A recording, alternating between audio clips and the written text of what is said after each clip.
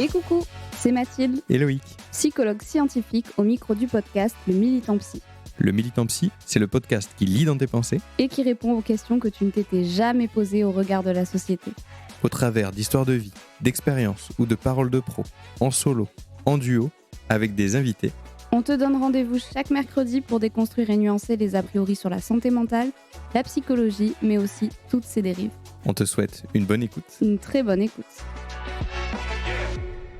Et bonjour à toutes et toutes. Bonjour. Bonjour.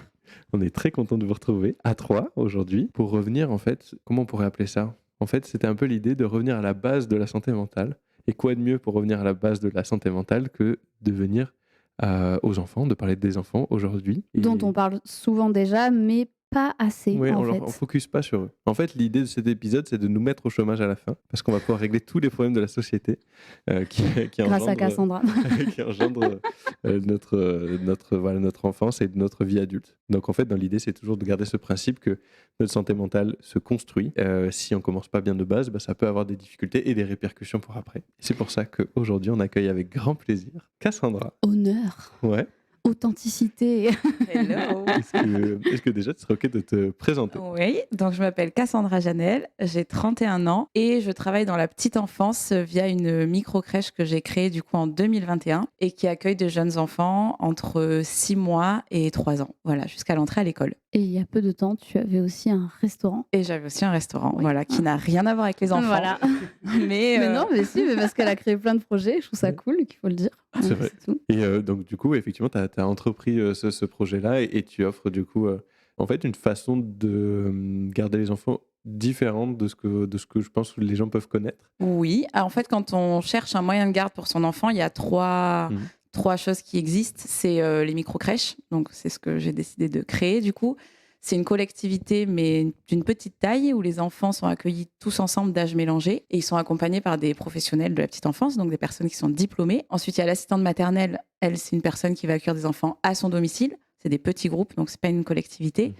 Et ensuite, il y a les crèches classiques. On dit grosses crèches, mais en fait, c'est les crèches municipales ou privées, mais qui accueillent beaucoup d'enfants. En général, ça va au-delà de 50 enfants. Ils évoluent dans des sections et chaque section accueille un groupe d'âge d'enfants bien défini. Il y a une section qu'on dit de bébés, donc c'est les très jeunes enfants, de moyens et de grands.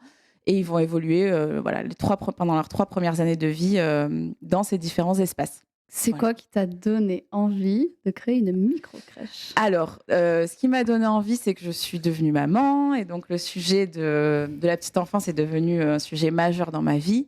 Et lorsque j'ai voulu confier mon enfant à une personne, ou en tout cas dans un lieu d'accueil, je me suis posé la question de ce qui existait. Et quand j'ai vu ce qui existait, j'ai eu un petit peu peur. Voilà. J'ai eu du mal à trouver un lieu où les valeurs que j'avais moi dans mon éducation et ce que je souhaitais pour mon fils pouvaient être respectées. Ouais. Quoi de mieux que de créer le lieu dont on rêve. Voilà. Bah ouais, carrément, c'est courageux en vrai. Hein. Oui, complètement. Et je pense que ça répond à cette inquiétude de beaucoup de parents ou de futurs parents d'ailleurs, parce qu'on met une énorme pression. Et puis surtout parce que le système actuel fait qu'on doit laisser, alors, pour ceux qui ne savent pas, on doit laisser nos enfants à peu près à 2 mois et 2 demi. mois et demi. C'est-à-dire qu'ils ont passé quand même beaucoup plus de temps dans le ventre de leur mère qu'à l'extérieur. Mais C'est on ça. leur dit, ben voilà, tu as 2 mois et demi et tu vas être élevé par une institution. Alors attention, petit disclaimer, cet épisode n'est pas là pour culpabiliser les parents. On fait comme on peut. C'est pour ça qu'il y a des gens super qui inventent des institutions superbes. Mais je veux dire, là, c'est au niveau politique qu'il faudrait bouger les choses. On est bien d'accord. Parfois, on n'a pas le choix. Hein. Et il y a même des mamans, des parents qui sont OK même de laisser leurs enfants parce que ça leur fait du bien et tout ça. Mais là, on va vraiment se centrer sur les enfants et de comment on peut améliorer ça. Pareil, on va prendre des exemples un peu grossiers à des moments. Si vous vous reconnaissez dans ces exemples, il faut quand même répéter ces exemples un grand nombre de fois pour que ça ait un impact sur la vie de son enfant. Et la vie de notre enfant et le futur de notre enfant dépendent de plein de choses, pas seulement sur les choses dont on va développer ici dans ce podcast. Donc on se rassure. Et puis nous, on est là pour en discuter par la suite. Mais ce qui est sûr, c'est qu'on doit laisser nos enfants, enfin en France en tout cas, c'est comme ça, à partir de 2 mois et demi. Oui. Et toi, t'en penses quoi ? Alors nous, les lieux d'accueil, c'est vrai qu'on a un agrément en fait. C'est la PMI, c'est l'institution un petit peu qui régit les lieux d'accueil des jeunes enfants, qui nous donne des agréments. À partir de 2 mois et demi, on peut accueillir les enfants. Alors, comme vous disiez, il y a plusieurs cas de figure. Il y a des parents qui, à 2 mois et demi, ont envie de retourner travailler, se sentent prêts à laisser leur enfant et n'ont pas d'inquiétude particulière à laisser leur enfant. Ça, c'est le cas numéro 1. Et l'autre cas, ce que je rencontre moi plus souvent, c'est des parents qui sont un peu pressés par le travail et par le besoin de faire rentrer de l'argent et de pouvoir continuer à vivre, et donc de laisser son enfant en crèche parce qu'on n'en a pas le choix. Nous, le choix qu'on a fait, c'est de ne pas accueillir les enfants à 2 mois et demi. Voilà, on estime que même si la microcrèche, c'est un endroit préservé et c'est une toute petite collectivité, on ne peut pas répondre aux besoins des enfants, en tout cas des très jeunes enfants entre 2 mois et demi et 6 mois, aussi bien qu'un parent peut le faire. Tout simplement parce qu'on n'est pas un adulte pour un enfant. Donc c'est compliqué de pouvoir répondre aux besoins des enfants dans l'immédiateté et tout en gérant un groupe d'enfants. Et c'est primordial ce que tu racontes, parce que pour bien commencer quand même dans la vie, on a besoin d'adultes qui répondent à nos besoins. C'est la base de l'attachement. On va beaucoup parler de l'attachement. Mais déjà, le premier pas de l'attachement, donc c'est un bébé qui naît et qui va avoir besoin d'adultes autour de lui pour répondre à ses propres besoins. Et ça, c'est déjà quelque chose de fondamental dans son bien-être par la suite. Oui, surtout que les enfants n'ont pas le choix que s'attacher à un adulte. Donc, c'est vrai que pour un bébé de 2 mois et demi, être mis en collectivité, en fait, sachant qu'en plus, la collectivité, ça veut dire aussi avec des enfants qui sont plus âgés. Et tu me dis si je me trompe, hein, mais du coup, j'imagine qu'il y a aussi beaucoup plus de stimulation, beaucoup plus de bruit. Est-ce que c'est vraiment adapté, en fait, la collectivité à des enfants à des bébés de 2 mois et demi, quoi? Selon moi, non. Selon moi, c'est pas adapté. Et au-delà de 2 mois et demi, moi, dans ce que je pense personnellement, c'est qu'avant 1 an, si un enfant il peut rester avec son parent ou avec un adulte, en tout cas pour avoir des relations, un enfant face à un adulte, c'est préférable. Après, on peut mettre son enfant en crèche 1 jour par semaine, 2 jours par semaine, et il n'y aura pas d'impact nécessairement négatif sur son développement, sur son bien-être. C'est pas du tout ça.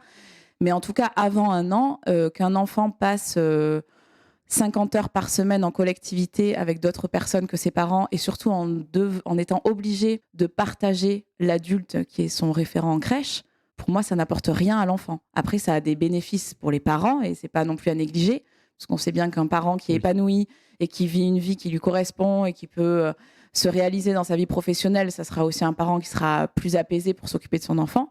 Mais du point de vue de l'enfant uniquement, passer une journée de 8h à 18h en crèche à 6 mois du lundi au vendredi, pour moi, ça répond pas à ses besoins fondamentaux.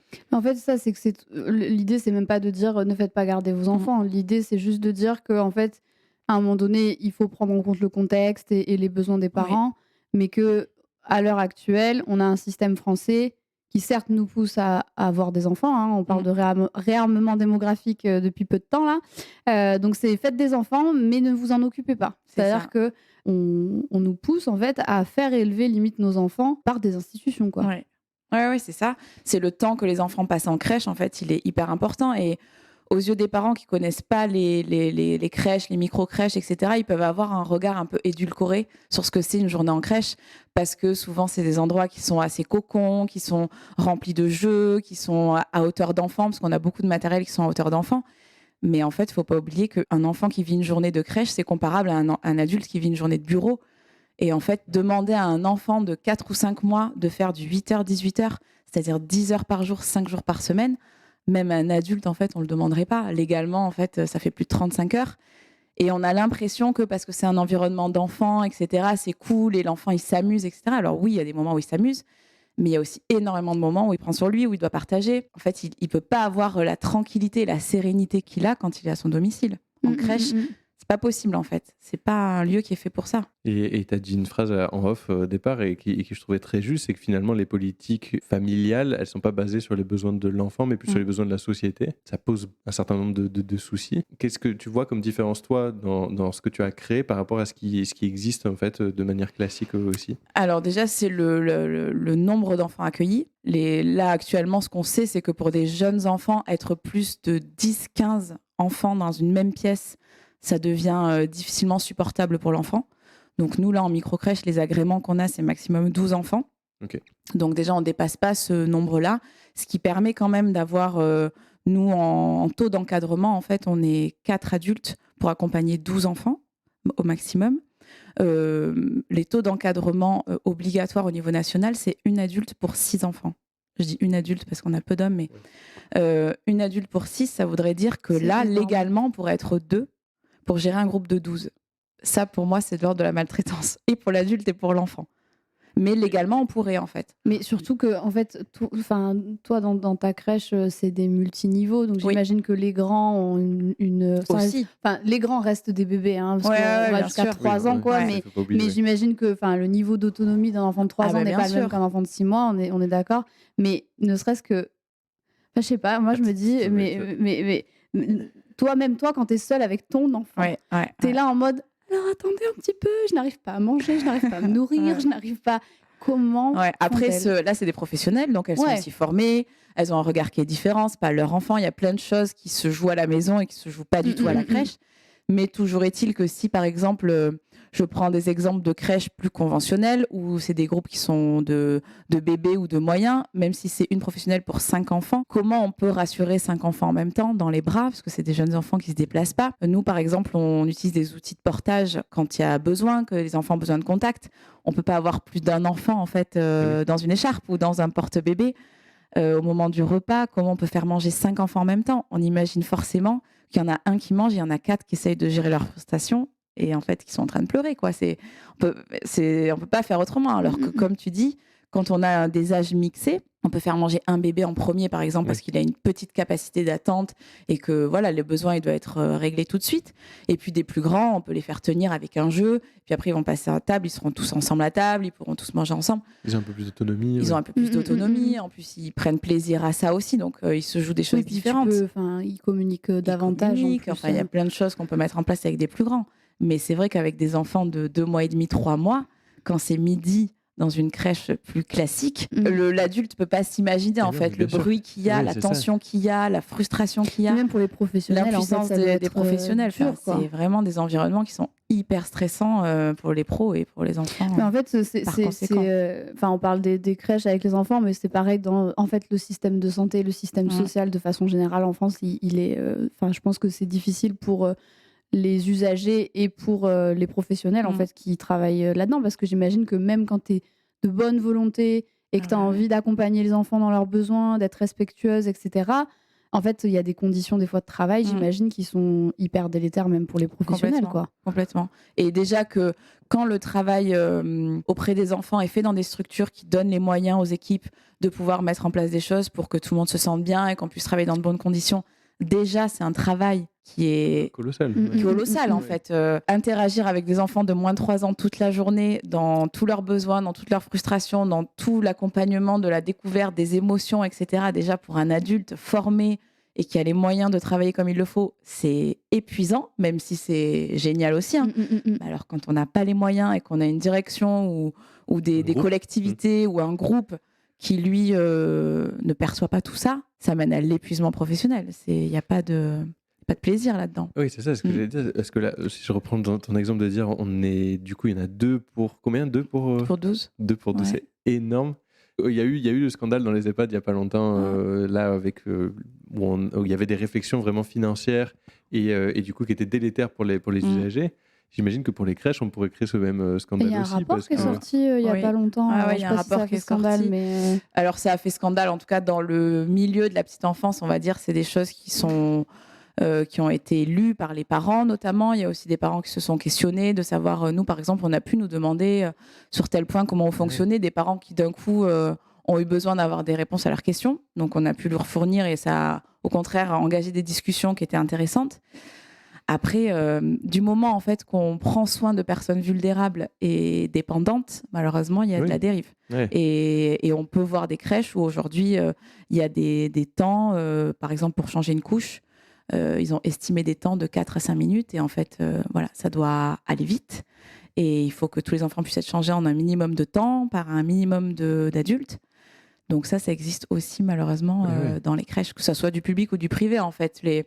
Le rapport dont tu parles, il était principalement sur les crèches privées appartenant à des grands groupes. Mais en fait, les logiques financières et le manque de moyens, on le retrouve dans le public comme dans le privé. Donc, c'est pas une histoire tant de public ou de privé. C'est plus une histoire de moyens qu'on donne en fait aux pros de petite enfance pour pouvoir travailler correctement. Et on sait très bien qu'un change, c'est pas un change, c'est un soin. Oui. Et qu'il y a très peu de temps dans la journée où l'enfant est seul avec un adulte. Et le temps du change, c'est aussi un temps où on peut être seul avec un enfant et avoir créé vraiment une relation plus intéressante, quoi. Enfin, c'est pas... Et puis c'est un change où c'est le change, donc ça touche aussi à l'intimité de l'enfant, c'est là aussi où on peut parler de plein de choses dont on peut pas forcément parler, ou des sujets qu'on aborde moins, au sujet du corps, du consentement, de tout ce qui est lié au corps de l'enfant. C'est le moment du change où on l'aborde, donc c'est pas juste une pratique, on va dire machinale. Oui, ça a rien de ça, quoi. Et puis, je sais que c'est un secteur qui connaît énormément de difficultés de recrutement et en fait, je comprends mieux comment tu en parles là aussi. C'est que j'imagine que c'est... là, on s'était centré sur les enfants, mais aussi pour les personnes qui travaillent dedans, effectivement, c'est vecteur d'épuisement ou d'insatisfaction personnelle ou même peut-être même de douleur parce que de devoir exercer son métier dans des conditions qui ne nous permettent pas de le faire dans les bonnes conditions. Complètement. Aussi. Surtout que le gap entre ce que les personnes qui sont en formation projettent sur leur métier, c'est quand même très souvent des personnes qui ont envie de faire le bien autour d'elles, de changer les nouvelles générations, de s'occuper vraiment des très jeunes enfants. C'est un poids, une responsabilité énorme qu'on peut avoir sur aussi les humains en construction qui sont, quoi. Surtout quand on les a à temps plein et que... Voilà, on passe quand même énormément de temps avec eux. On a des relations très privilégiées aussi avec leur famille. Et en fait, quand on voit qu'on est complètement bloqué dans les attitudes qu'on a pour les accompagner, c'est démoralisant pour elles. Et donc, c'est soit source d'épuisement, soit c'est des personnes qui vont travailler quelques années et puis après qui vont se reconvertir, ou alors qui vont avoir des métiers un peu parallèles à l'accueil en crèche, qui vont être plus de l'accompagnement, où en fait c'est des personnes qui vont trouver plus de temps et qui vont voir les jeunes enfants à l'extérieur du cadre de la crèche. Mais pour s'épanouir en crèche, il faut arriver à trouver une structure qui va partager les valeurs, sinon ça semble compliqué.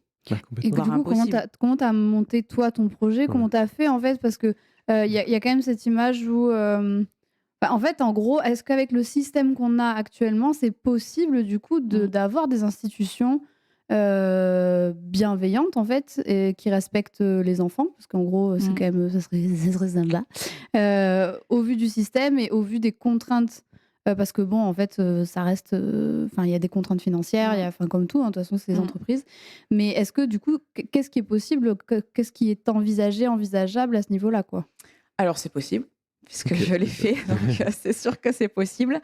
Après, il faut être bien décidé sur ce qu'on a envie de mettre en place. Et malheureusement, moi, ce que j'ai constaté dans mon parcours à moi de création de la crèche, c'est que je n'étais pas particulièrement soutenue par les institutions qui donnent les agréments pour mon projet pédagogique. En fait, à leurs yeux, ce sont des personnes qui donnent des agréments à tout type de crèche, des micro-crèches ou des plus grosses crèches. Et donc, elles ont des habitudes de fonctionnement. Et par exemple, le portage, qui pour moi était un outil fondamental chez les jeunes enfants, d'avoir des outils de portage et de payer des formations aux équipes pour qu'elles puissent s'en servir, ça semblait complètement irréaliste et être un détail en fait. Voilà. Ce qui était vraiment important, c'est que j'arrive à trouver une mécanique pour que la crèche soit remplie, pour que financièrement ça tienne, pour que les repas soient correctement donnés, que le sommeil soit correctement mis en place pour que les enfants puissent dormir. En fait, les besoins physiologiques, on va dire, dormir, base, manger et être propre, c'était assez valorisé, en tout cas dans l'étude de mon projet.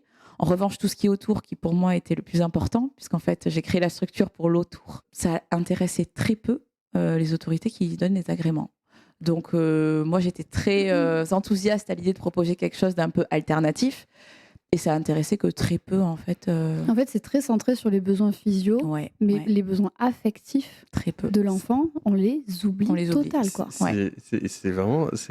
Moi, j'ai beaucoup travaillé dans les EHPAD avant et j'ai une formation vraiment ciblée sur la personne âgée. C'était exactement ce discours qu'on entendait par les directeurs de « il faut qu'il soit douché, il faut qu'il soit propre, il ne faut pas qu'il y ait d'humidité et il faut qu'ils aient mangé. » Et c'est tout. Voilà. Et le reste, c'est sympa, on peut s'en occuper, c'est rigolo, mais d'abord on fait ça et on met les moyens dessus, mais pas trop non plus parce qu'il ne faut pas que ça prenne trop de temps. Mais ce qui peut s'entendre, parce qu'en vrai, c'est la base, important.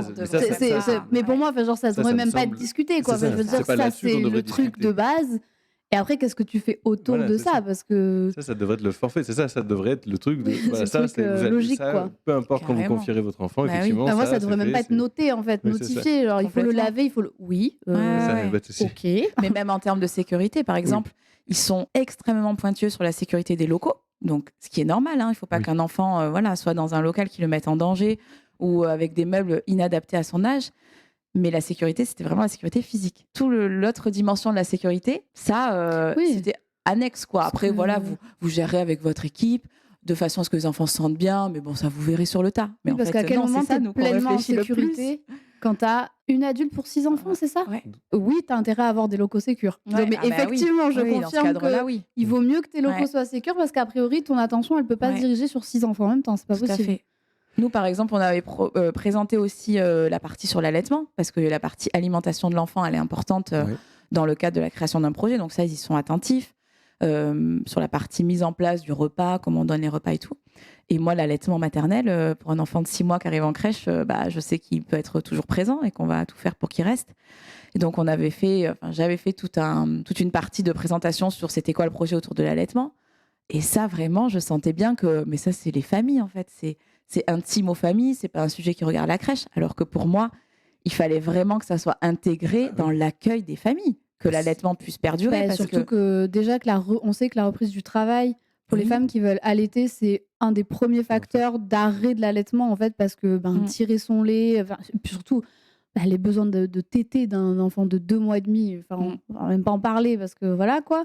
Mais du coup, c'est évident que du coup les institutions qui accueillent les enfants, si le projet est l'allaitement de la famille, qu'il faut qu'il y ait Mais oui, mais Puis ça, c'est- malheureusement, c'est très rare. Et c'est une méconnaissance de ce qu'est l'allaitement aussi, parce que du coup, il doit y avoir une continuité. Et ça, typiquement, qu'est-ce que toi, tu as fait justement pour pouvoir.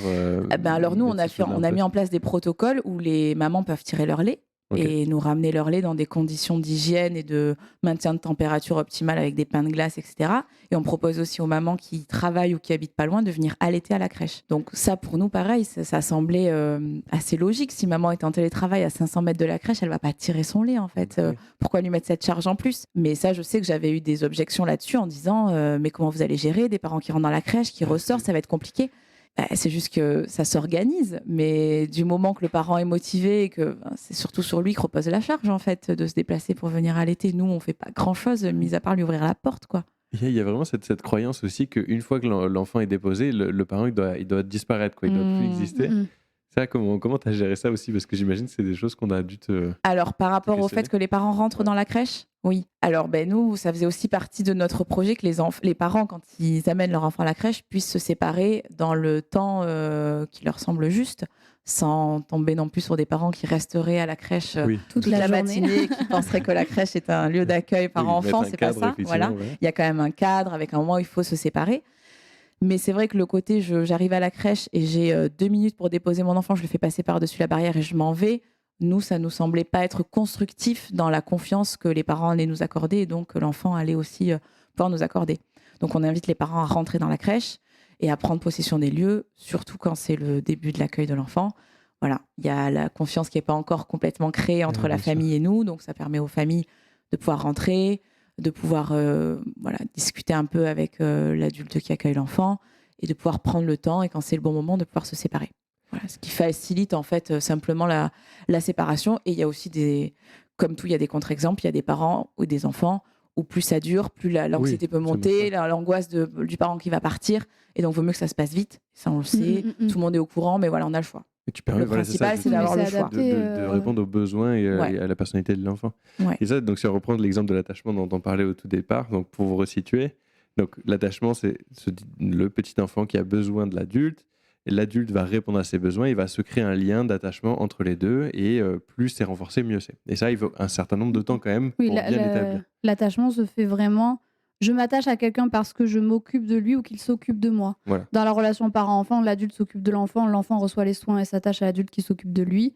Dans les relations en dehors de parent-enfant, c'est vraiment un échange de bons procédés, Ok. si on peut dire Mais ça. ceci dit, il y a aussi cet échange-là avec le parent-enfant, parce que le parent aussi est satisfait de pouvoir s'occuper de son enfant, et ça le nourrit, et donc il y a quelque chose qui se... Mais plus je m'occupe d'un enfant, plus je m'attache à lui. Exactement. Même si c'est pas le mien d'ailleurs, hein, mais il y a vraiment ce truc-là. D'ailleurs, petit tips pour les papas, plus vous allez vous occuper et être très impliqué dans l'éducation de vos enfants, et plus vous allez avoir un lien d'attachement fort avec eux. Complètement. Voilà. Et donc, pour reprendre sur ça, après, il y a un deuxième système qui est le système donc, d'exploration de l'enfant qui va se mettre en place petit à petit, mais il faut du coup que cette base déjà soit bien sécure. Et c'est dont tu parlais là, du coup, de faire intervenir les parents ou non. Pour qu'un enfant se sente bien dans un lieu ou avec d'autres personnes, il va falloir aussi que le parent se sente à l'aise et que l'enfant puisse revenir à sa base aussi pour être serein, tranquille Faire des allers-retours. et vraiment apprécier le lieu. Oui. Mais nous, en ce sens, on fait, comme beaucoup de crèches, des périodes de familiarisation. Ouais. Donc, au début de l'accueil de l'enfant, en fait, on propose aux familles de venir passer 2 semaines dans la crèche. Alors, c'est pas du matin au soir, mais sur des temps donnés qu'on va prévoir à l'avance. Et le but, c'est exactement ça, que l'enfant puisse explorer les espaces, découvrir les nouvelles personnes, et que derrière, quand il tourne la tête, il y ait toujours son parent qui soit là. Et que les premiers temps d'exploration de l'enfant se fassent en présence du parent. Ça permet aussi aux parents de voir comment on travaille, de voir comment les enfants interagissent entre eux, de se rendre compte de ce que c'est la crèche. Et Aussi. souvent, les parents sont surpris et se disent, quand ils partent, ils nous disent « mais c'est tellement bruyant, c'est tellement fatigant, j'ai passé 1 heure avec vous, j'ai l'impression qu'il s'est passé 1000 choses ». Mais ça permet aux parents aussi de se rendre compte de ce que son enfant vit. Et quand le contrat va bien démarrer, le parent il va regarder sa montre, il va se dire « ok, là, il est en train de faire ça, il doit être à tel moment de sa journée », et il peut un petit peu s'imaginer ce que son enfant est en train de faire. Et en général, ça permet en tout cas que l'accueil se passe bien et que le parent soit en confiance. Ça, je me souviens, le bruit, c'est le premier truc qui m'avait choqué quand j'étais rentré dans la crèche. Je me disais, waouh! Et ça, c'est toute la journée. C'est toute la journée. Ouais, c'est incroyable. Hein. Effectivement, on ne se rend pas compte, mais travailler dans le bruit aussi, c'est pas quelque chose de simple. Oui, et du coup, eux adultes, aussi, ils évoluent dans le bruit. c'est ça. Et donc, pour des enfants, j'imagine que c'est pas simple aussi. Qu'est-ce que tu as pu proposer d'autre aussi de différents qu'on peut rencontrer dans des crèches? Donc, on a parlé donc, de l'accueil, des temps spécifiques, donc du portage, on n'en a pas parlé plus, mais le contact physique avec un adulte avec lequel un enfant se sent en sécurité, c'est primordial, hyper important. Sur l'alimentation aussi. Ouais, okay. Donc, il y a la partie allaitement. Mais après, il y a la partie diversification alimentaire. C'est quand même une grande étape dans les enfants entre 0 et 3 ans. Et là, c'est pareil, on essaye de s'adapter à ce que font les parents. On a une diversification classique. On va passer par les stades d'introduire des purées, puis après, petit à petit, des morceaux, puis jusqu'à ce que l'enfant mange comme un adulte. Et puis, il y a des parents qui souhaitent mettre en place la DME à la maison. Et donc, nous, on va pouvoir les accompagner là-dessus en crèche. Parce qu'aussi, on a eu la chance de pouvoir se faire former par une nutritionniste qui est spécialisée dans la DME.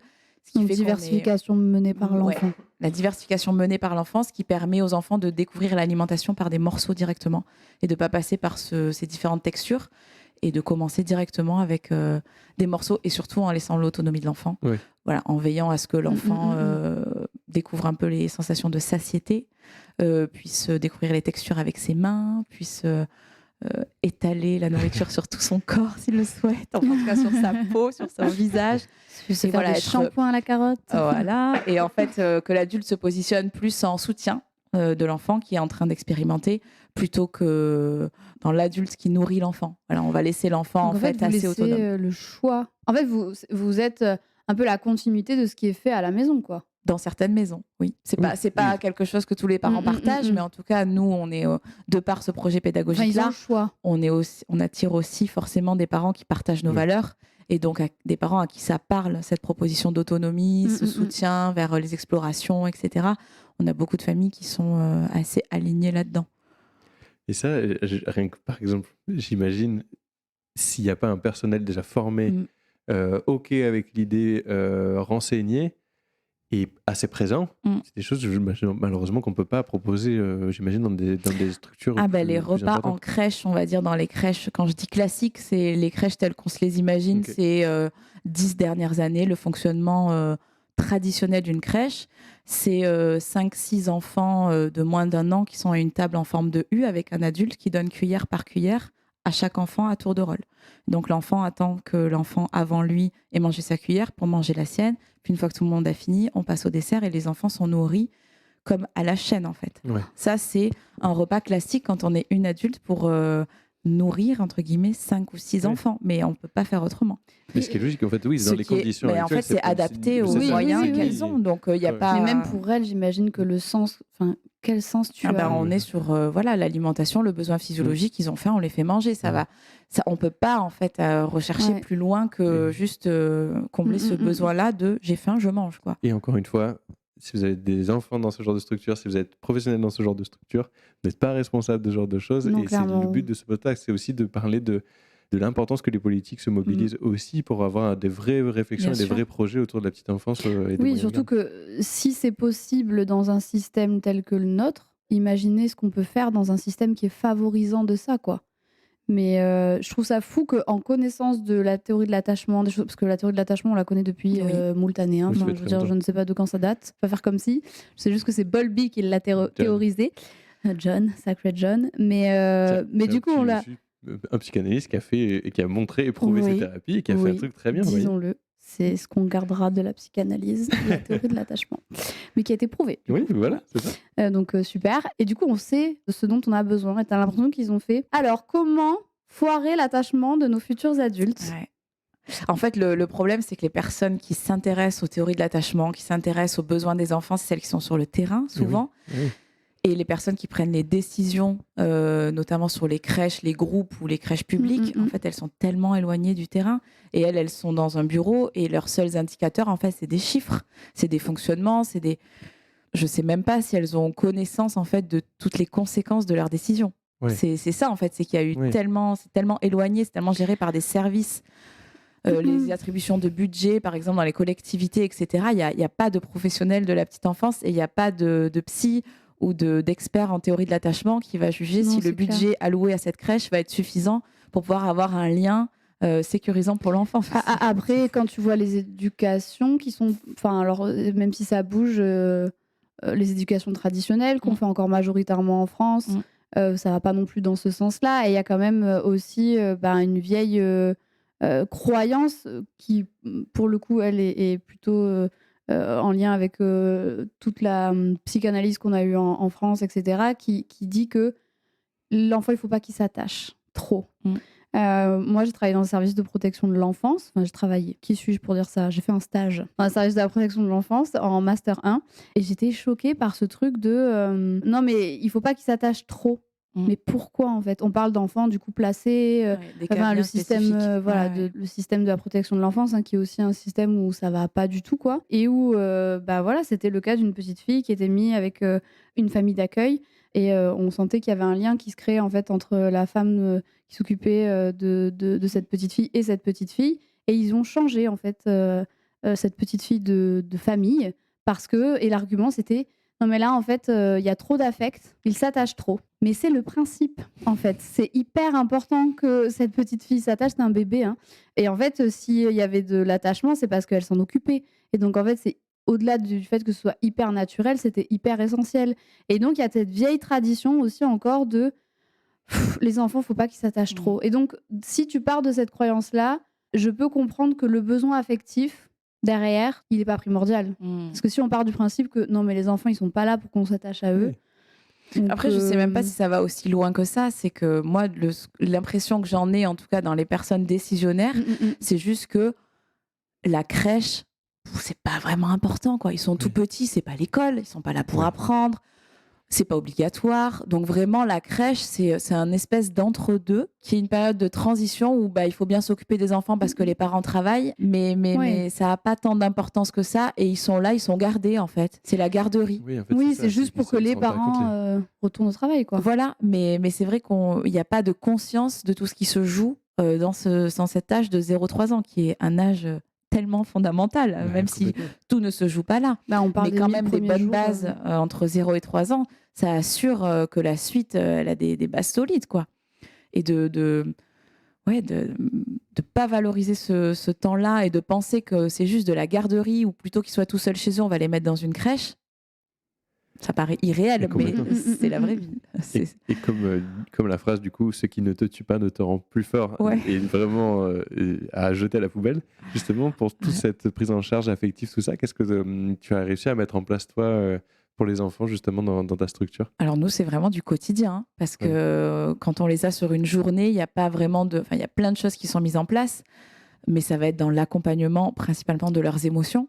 Voilà, entre 0 et 3 ans, les émotions, c'est un peu... voilà. Complicado, ouais. Voilà, c'est l'apprentissage, la découverte. Donc, c'est comment on peut les accompagner là-dedans, en parlant, en verbalisant, en faisant plein de petites choses dans leur quotidien, puisque c'est ça quand même qui va le plus pas les malmener, mais en tout cas, qui va ponctuer leur journée. Ouais.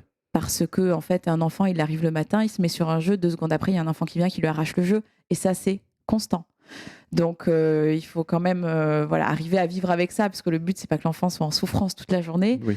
Donc, c'est comment le nourrir suffisamment pour qu'il ait assez confiance en lui pour s'exprimer, pour dire non, pour exprimer quand il n'est pas d'accord, le soutenir dans ses désaccords, lui expliquer aussi que il n'est pas tout seul. Et ça aussi, c'est ça qui est difficile pour les jeunes enfants, c'est que quand on leur explique qu'ils sont pas tout seuls et que donc le jeu, il faut à un moment le prêter, qu'ils peuvent pas le garder pour eux toute la journée, qu'il y a d'autres enfants qui attendent. Ça, c'est OK si on leur suggère, on va dire, de faire ça quelques fois dans la semaine, dans la journée. Mais si c'est ça de 8h à 18h du lundi au vendredi, l'enfant, c'est pas possible, quoi. En fait, il n'est pas assez mature encore pour pouvoir rationaliser ça et se dire « Ah oui, c'est vrai, je suis à la crèche, le livre, je l'ai lu une fois, il y a ma copine qui veut le lire, je vais lui donner. » Ça n'arrive jamais.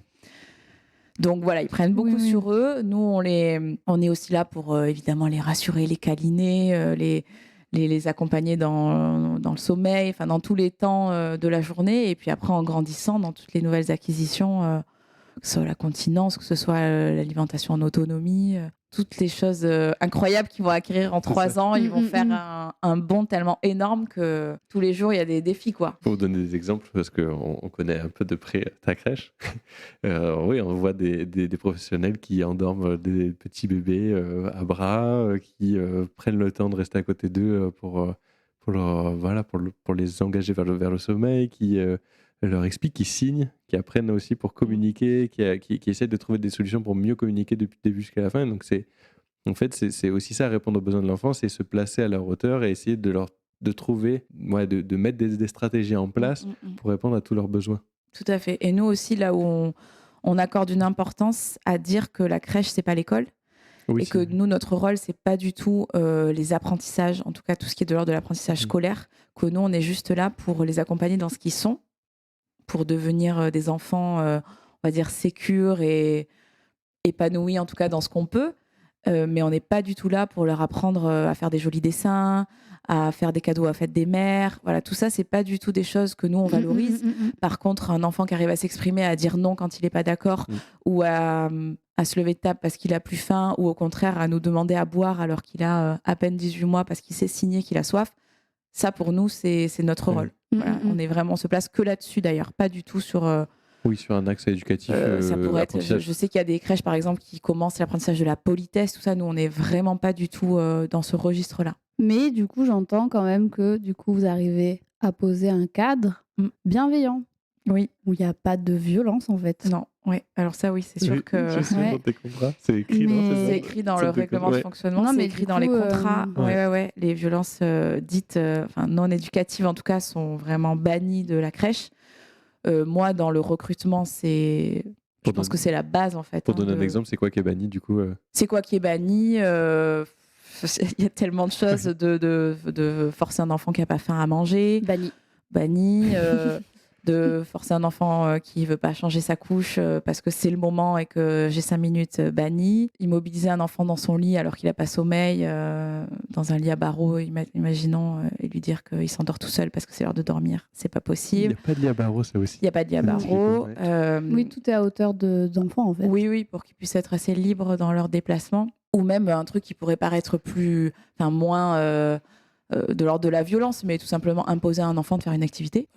Si une pro a décidé qu'aujourd'hui c'est peinture, mais que l'enfant, lui, la peinture, il n'aime pas, ou là, il n'a pas envie, ou il préfère s'inventer des histoires dans la cabane, il n'y a pas de raison, en fait, de lui imposer de faire une peinture, quoi. C'est pas... Okay. Voilà. Il n'y a pas de planning. Et ça se passe. Ça se passe. Ouais. Mais ça, c'est important de le dire parce qu'on a encore, pareil, ce truc-là de se dire que...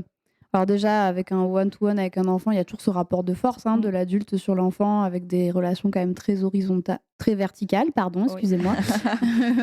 Et on se dit toujours aussi, enfin, si tu en as plusieurs en face de toi, c'est sûr, tu vas te faire bouffer. Enfin, il y a vraiment cette image-là des enfants un peu machiavéliques, décidément aujourd'hui j'ai du mal, qu'il faudrait dresser en fait. Et finalement, même dans une collectivité, même dans une institution, c'est possible de poser des cadres bienveillants. Oui, bien sûr. Oui, c'est possible. On le fait tous les jours. Et le cadre, il est clair, les enfants le connaissent. Il y a un temps d'apprentissage des règles, parce qu'il y a des règles qui sont très différentes de celles à la maison. Il y a des choses qui sont permises à la crèche. Typiquement, monter sur une table, chez nous, c'est permis. Peut-être qu'à la maison, chez certains enfants, c'est pas permis. En revanche, il y a des choses à la maison qui sont possibles et qui à la crèche le sont pas. Et le cadre est très clair. Il y a un cadre qui est défini et qui ne bouge jamais. Taper un autre enfant, voilà, il y a des choses vraiment qui sont de l'ordre de l'interdit. Et puis après, il y a un cadre aussi qui peut bouger en fonction de là où il en est l'enfant, en fonction du groupe d'enfants qu'on a dans la journée, de quel âge ils ont. Il y a aussi des choses qui peuvent un peu évoluer et les enfants savent aussi que c'est pas figé pour toujours. Ouais, c'est souple, quoi. Et que voilà, il y a des choses que hier on a dit que c'était non, mais aujourd'hui c'est une journée différente et pourquoi pas si tout le monde le permet. Voilà, il n'y a pas cette idée que tout est posé et que si en début d'année on t'a dit non une fois, ce sera non pour toute l'année. On est aussi capable, nous, de se remettre en question, de réfléchir. Est-ce que ça a du sens, en fait, de maintenir cet interdit ? Est-ce qu'une règle, c'est quand même la même chose qu'un interdit ? Enfin, voilà, il y a plein de choses, après nous, sur lesquelles on se questionne via des réunions pédagogiques en équipe pour arriver à trouver du sens et pas imposer des choses qui n'ont pas de sens juste parce qu'on l'avait dit, en fait. Ça, on essaye de pas avoir ces pratiques-là. On l'avait dit, donc on l'avait dit, quoi. Non, si là, ça a plus de sens, on arrête. Vraiment vous adapter aux besoins des enfants et de chaque enfant. Mais ce qui est hyper important, parce qu'on sait que le meilleur apprentissage chez les enfants, c'est l'apprentissage par imitation. Et en fait, de voir des adultes qui font des erreurs, qui se trompent, qui se remettent en question, qui changent d'avis, etc., c'est aussi leur permettre, eux, d'apprendre ce côté nuancé et pas un truc hyper rigide où, parce qu'il y aurait des principes, on y tiendrait corps et âme et on n'y dérogerait pas, quoi. Ouais. Disons que nous, les seules règles vraiment qui ne dérogent pas, c'est tout ce qui est de l'ordre de la violence, en fait. Que ce soit pour les enfants, pour eux-mêmes, pour les autres, pour les adultes. Ça, on va dire que c'est vraiment la base, leur sécurité physique. Du moment qu'il y a danger, peu importe le type de danger, c'est non. Mais par contre, prendre des risques, c'est oui. Voilà. Mais avec un environnement adapté. Monter sur la table quand on démarre sa motricité à se mettre debout, etc., ça pourrait être effrayant pour un parent. Nous, on a un cadre, on a un environnement qui est adapté, donc on va plutôt valoriser la prise de risque et soutenir l'enfant dans son expérimentation plutôt que de dire non parce qu'il risque de tomber. Mais en sachant qu'on a des, on a des angles de table qui sont ronds, un sol souple, tout est fait pour que des professionnels qui peuvent être à côté, des professionnels qui savent aussi comment accueillir si jamais l'enfant a peur. Tout est fait de sorte à ce que l'enfant puisse expérimenter au max, quoi. J'imagine que tu as dû rencontrer des difficultés. Quelques-unes. Des petites choses qui t'ont mis des bâtons dans les roues.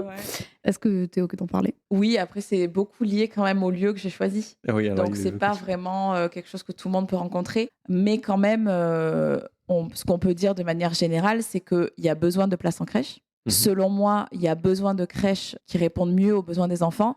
Et pour autant, il y a une volonté de toutes les institutions de freiner la création. Voilà. C'est-à-dire que de base, ils n'étaient pas d'accord à ce que j'ouvre parce que j'allais, entre guillemets, piquer des enfants à des assistantes maternelles.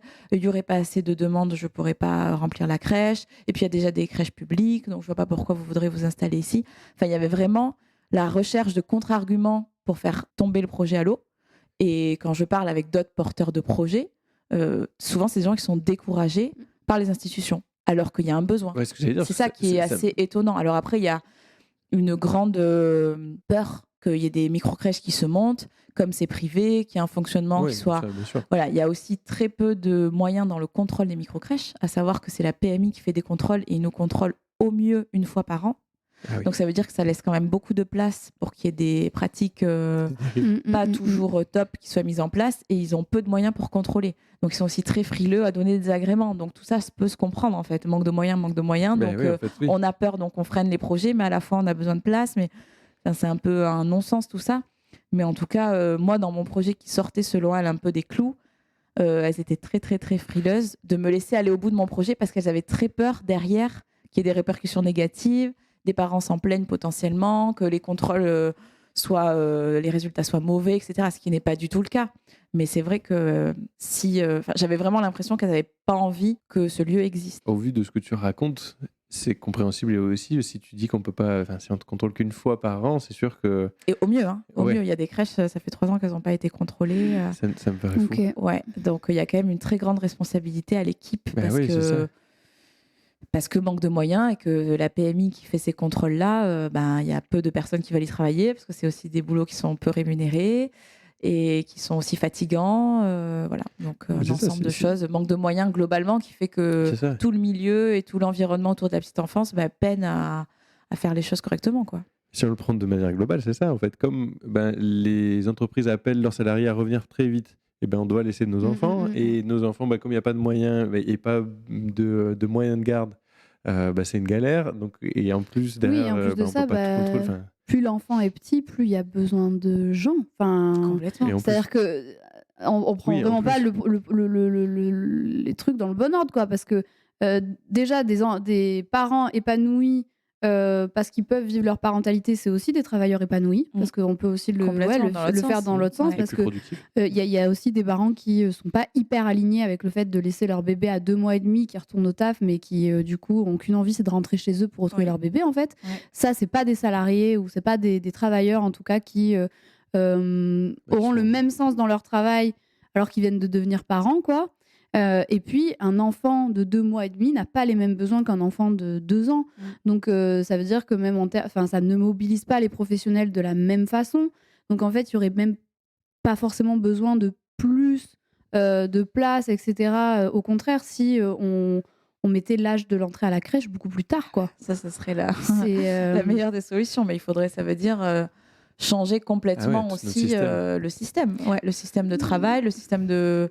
l'entrée à la crèche à 1 an aussi, mais du coup, qui le garde? Est-ce que c'est les 2 parents? Est-ce que c'est un seul? Si c'est un seul, c'est lequel? En fait, il faudrait revoir un peu le congé parental, parce qu'on en revient toujours au même... Et puis avoir des politiques familiales, en fait, vraiment. En mettant l'enfant au centre. J'imagine que tu t'es inspiré de choses que tu as pu voir aussi dans d'autres il y a d'autres pays et d'autres cultures où, en effet, l'enfant est au centre et aussi la prise en considération de ce qu'est devenir parent. Et aussi, comme tu disais, Mathilde, en fait, pour beaucoup de parents, c'est compliqué après avoir vécu un chamboulement aussi important, 2 mois après, d'avoir la tête dans les enjeux du bureau ou du boulot, peu importe quel boulot on fait. Et même, moi, je pense à certaines professionnelles qui viennent de devenir maman et qui doivent, après 2 mois et demi, confier leur enfant en crèche pour aller s'occuper d'autres enfants. Enfin, là, dans la tête, il se passe des choses qu'on ne devrait pas vivre. En fait, c'est pas possible. C'est clair. Donc, c'est sûr que le schéma de 1 mois pour le père et 2 mois et demi pour la mère, moi, en tout cas, pour après le mettre en collectivité, ça me semble maltraitant pour tout le monde. Et à la limite, moi, quand je reçois des demandes de parents, de jeunes parents qui sont... Soit l'enfant n'est pas encore né, soit il vient juste de naître et il cherche une place pour 2 mois et demi, je les encourage vraiment chaudement à se rapprocher d'une assistante maternelle. S'ils arrivent à trouver quelqu'un avec qui ils se sentent en confiance et si le lien est établi, etc. Mais dans le cas où ça se passerait bien avec une assistante maternelle, il y a quand même un environnement qui est plus propice à pouvoir être adapté à un enfant de 2 mois et demi qu'une crèche. Vraiment, le fait déjà d'être dans une maison avec un bruit qui est quand même inférieur dans une maison quand on est 3 enfants que quand on est des sections de 20 bébés. Enfin, je ne sais pas si vous imaginez 20 bébés de 2 mois et demi qui pleurent en même temps.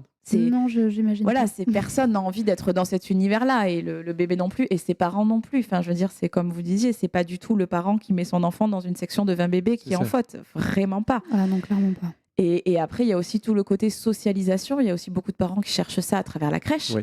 Parce que beaucoup de parents s'imaginent que si l'enfant n'est pas sociabilisé très jeune, alors il va avoir une carence à l'école.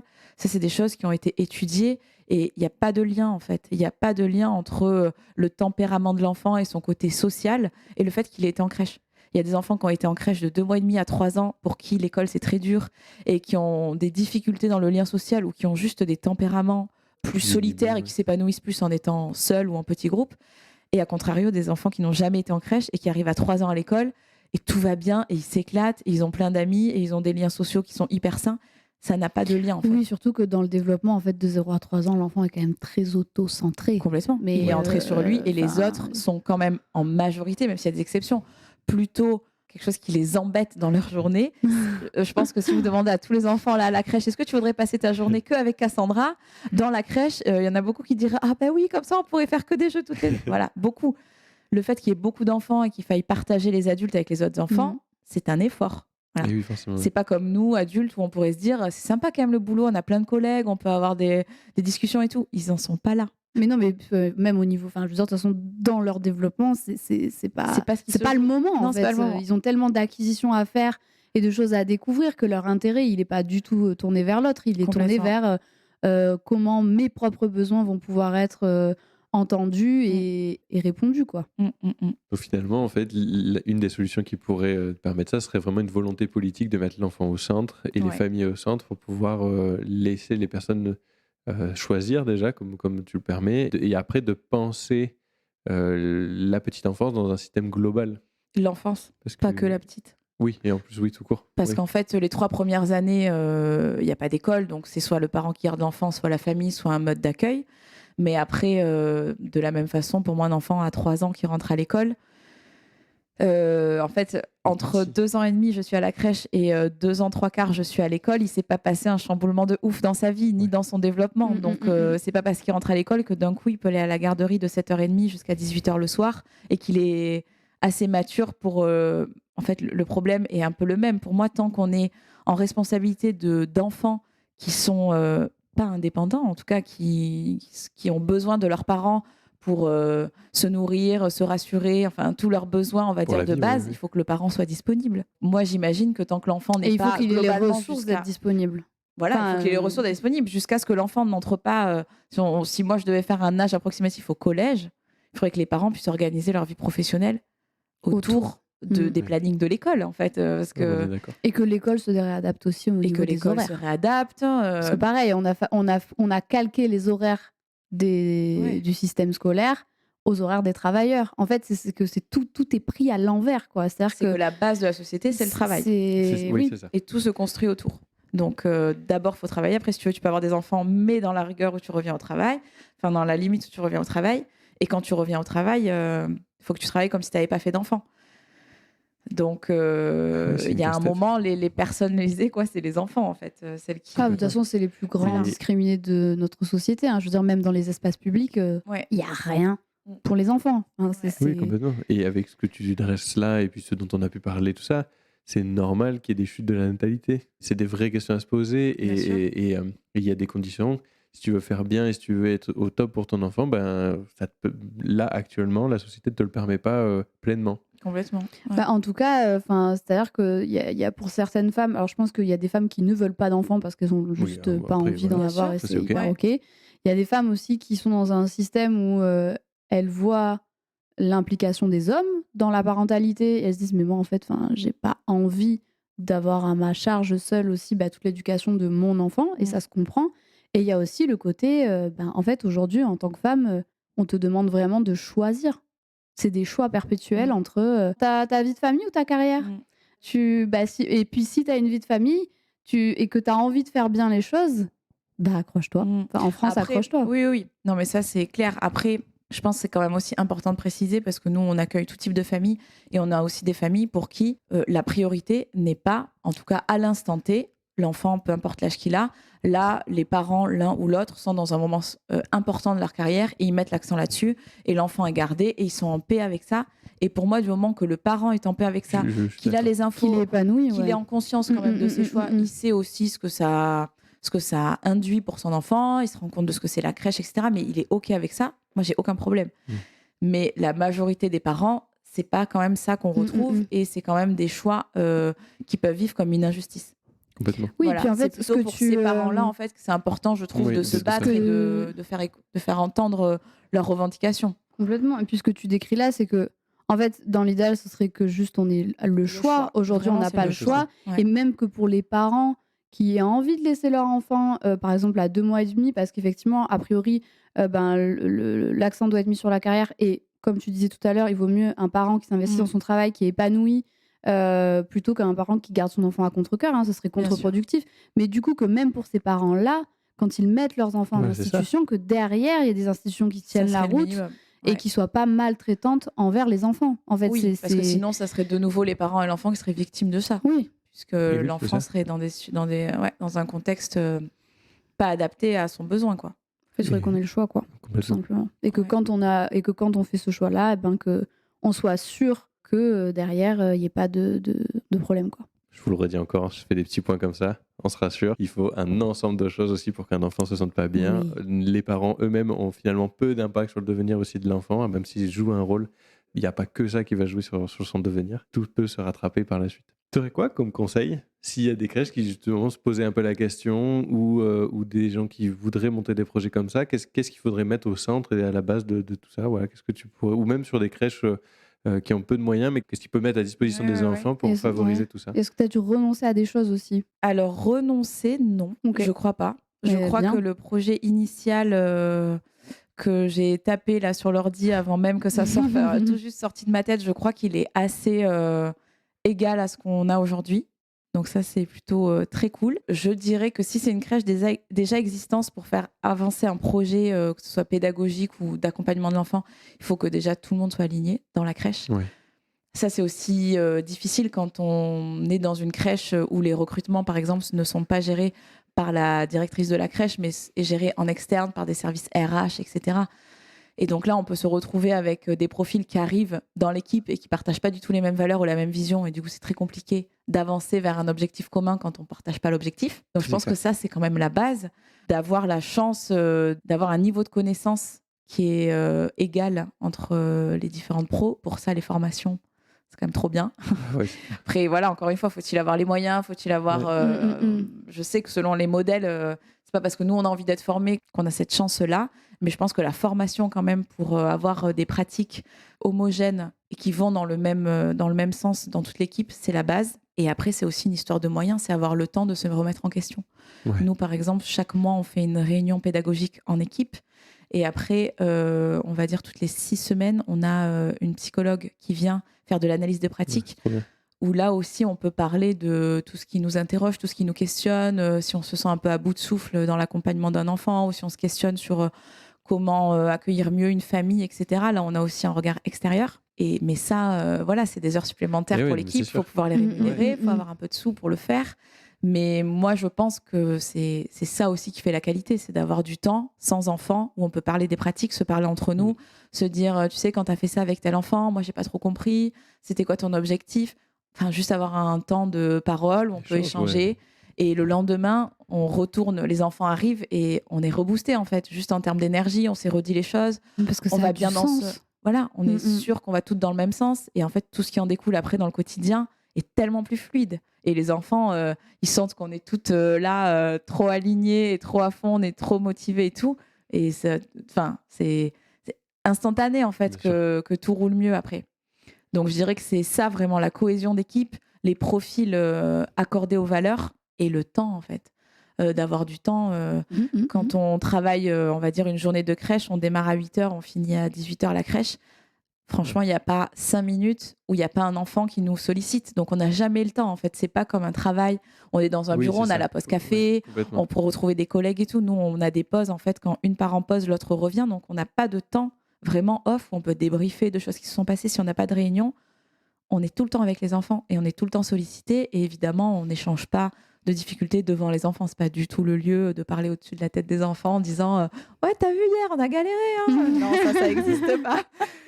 Donc, si on n'a pas ce temps-là le soir, on l'a pas. Et donc là, ça devient le lien aussi d'équipe se. Oui, puis c'est le risque aussi de se rigidifier dans des pratiques et de ne pas évoluer. Et de créer des problèmes de management qui vont se.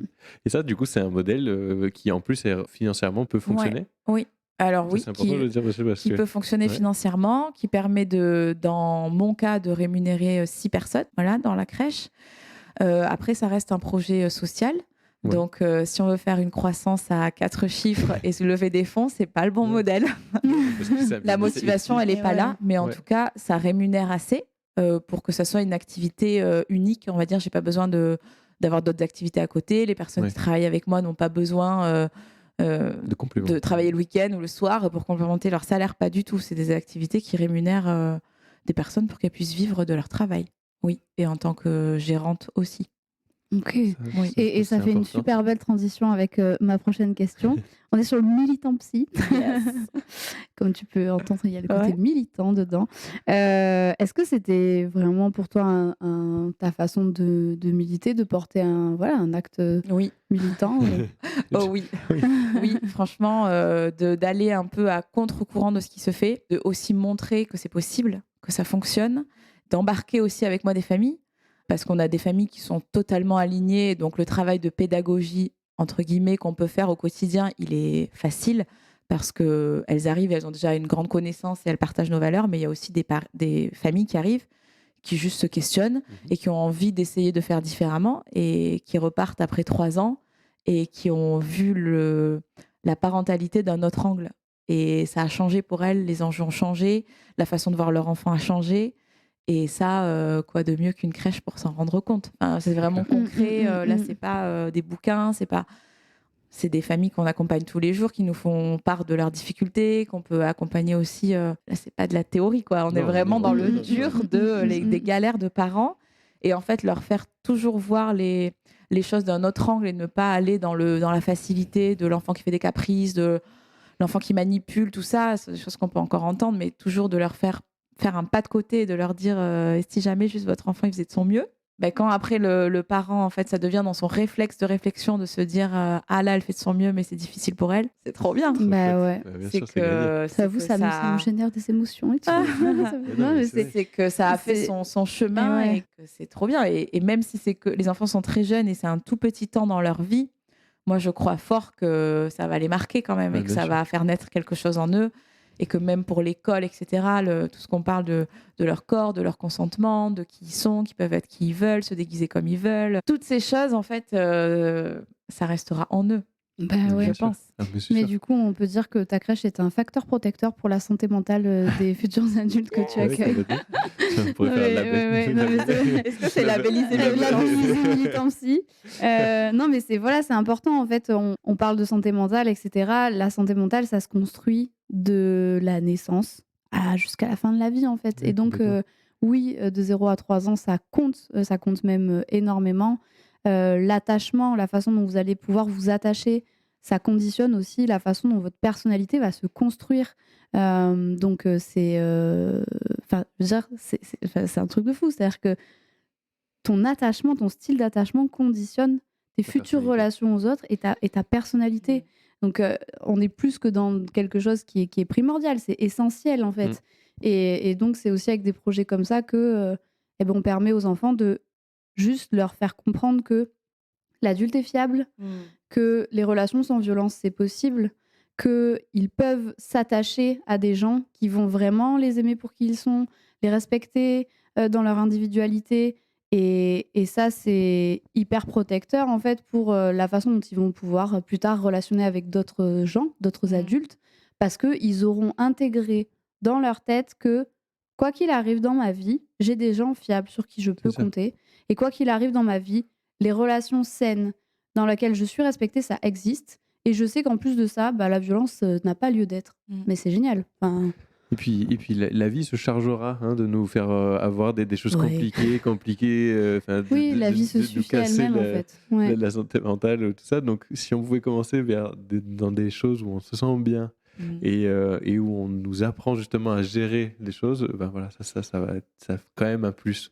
Il n'y a pas besoin de frustrer l'enfant dès le départ ou de vraiment lui faire vivre un truc difficile pour qu'il se rende compte de la vie dans laquelle il est. Mais déjà, ta condition d'enfant dans la vie dure, quoi. Enfin, je veux dire, surtout dans notre pays, quoi.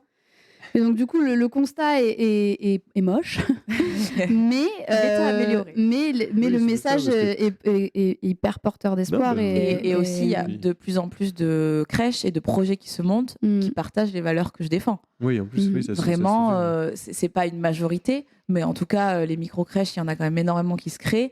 Et heureusement, beaucoup de personnes le font pour proposer un environnement aussi bienveillant aux enfants. C'est pas du tout un ovni, quoi, le projet que j'ai. Mais ça l'a été, je pense, au départ. Ça l'a été, quand ça a démarré, mais ça devient quand même de plus en plus accepté, valorisé, soutenu, et ça avance. On va dans le bon sens, je pense. Et ça marche. Et tu as réussi, c'est un truc que tu n'arrêtes pas de rebondir dessus, et peut-être qu'on clôturera là-dessus, mais tu as réussi aussi à intégrer famille et travail de la crèche. Et ça, je pense que c'est primordial parce qu'on est un peu dans l'ère où on est en train de dire non, l'école ne doit plus venir intervenir dans l'éducation, dans la ça vie des parents, ça s'est scindé, Ouais, quoi. c'est Il y a ça. vraiment une... Et je pense que c'est par cette cohésion aussi que, encore une fois, on remet l'enfant au centre et où on peut décider du meilleur et faire le meilleur pour lui. De toute façon, il faut faire ensemble. Hein.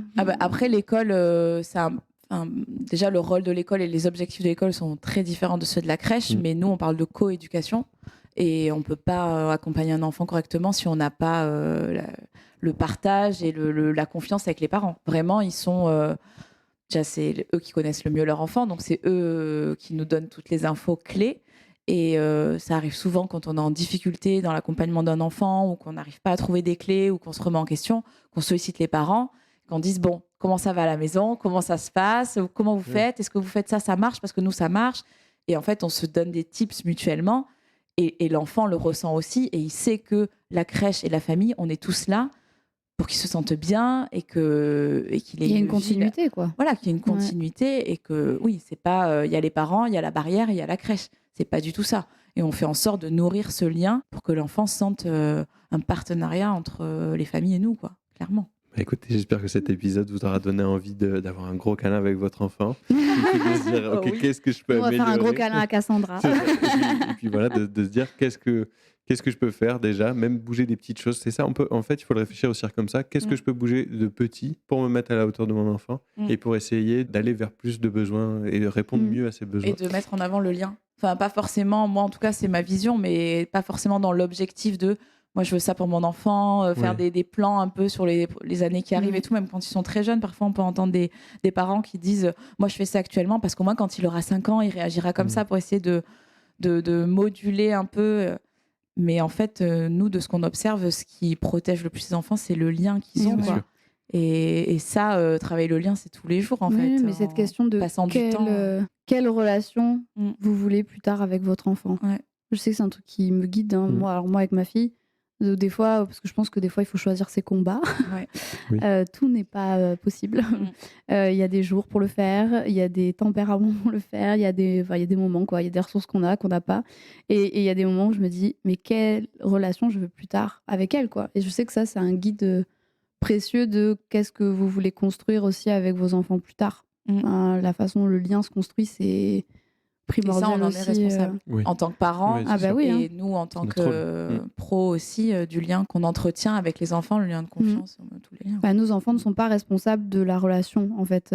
C'est pas un bébé qui est responsable d'une relation avec un adulte, c'est l'adulte qui est responsable de sa relation avec son enfant. C'est clair. Merci beaucoup de nous avoir écoutés sur cet épisode. Est-ce que vous avez un mot de la fin peut-être pour la finir ? Moi, si j'avais un tout petit mot avant, parce que je préfère que ce soit Cassandra qui termine cet épisode, je pense avoir un enfant, c'est un projet qui se réfléchit aussi en amont. Il y a aussi des personnes qui nous écoutent qui ne sont pas encore parents. En fait, je pense que c'est des choses qu'il faut se réfléchir en amont pour ne pas être pris de court aussi, de comment vous envisagez ça et de qu'est-ce que vous voulez en fait dans votre parentalité. Moi, pour mon petit dernier mot, c'est un politique qui passe par là, ou si vous connaissez des politiques, il va falloir qu'on repense quand même sacrément les systèmes et qu'on mette l'enfant au centre. Et ça, en fait, c'est pour des bénéfices à tous les niveaux. Mais moi, ça serait plus un mot peut-être sur le côté crèche, du coup, vu que j'étais venue pour ça. Ça serait, quand vous êtes en recherche d'un lieu d'accueil pour votre enfant, pas hésiter à s'y prendre un peu à l'avance et de demander à venir voir. Souvent, les crèches, elles sont un peu réfractaires à faire rentrer des familles pour visiter, pour voir, etc. Mais il n'y a rien qui nous l'interdit. Nous, on l'a mis en place et la PMI qui vérifie tous nos protocoles nous a pas du tout interdit ça. Donc avant d'inscrire nous un enfant chez nous, en fait le parent il vient dans la crèche et il voit les autres enfants, il passe un petit temps, il regarde avant d'inscrire son enfant. Et ça c'est faisable partout en fait. Vous avez le droit d'aller dans les crèches et de regarder les lieux, les jeux, les adultes, voir si vous vous sentez en confiance ou pas. Donc pas hésiter à jeter un œil et pas juste inscrire sur un dossier parce que vous risqueriez peut-être d'être surpris le jour où l'accueil démarre. Donc ça vaut le coup d'aller jeter un œil avant. C'est possible, en tout cas. Rien ne l'interdit à la crèche. Merci beaucoup. Merci pour cet épisode. Merci d'être venue à notre micro, Cassandra. Vous pouvez tout retrouver, on vous mettra en description. Mais du coup, tu as ta crèche qui s'appelle Mazette Baby. C'est vraiment une crèche sur laquelle on peut s'inspirer sans souci, je pense. Oui, je pense que ça peut être un modèle de base. C'est ça. Et après, tu le développes comme tu veux. Mais merci Alice aussi pour le montage de cet épisode, comme toujours. Et on se dit à mercredi prochain. Cet épisode touche à sa fin, mais pas de panique. On se retrouve dès la semaine prochaine, toujours le mercredi pour un nouvel épisode.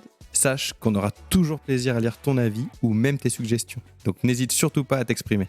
Et si d'ici là tu as des questions ou que tu veux suivre nos aventures, tu peux nous retrouver sur TikTok et Instagram. Les liens sont en description. On te dit à très bientôt. Et prends bien soin de toi. Très bien soin de toi.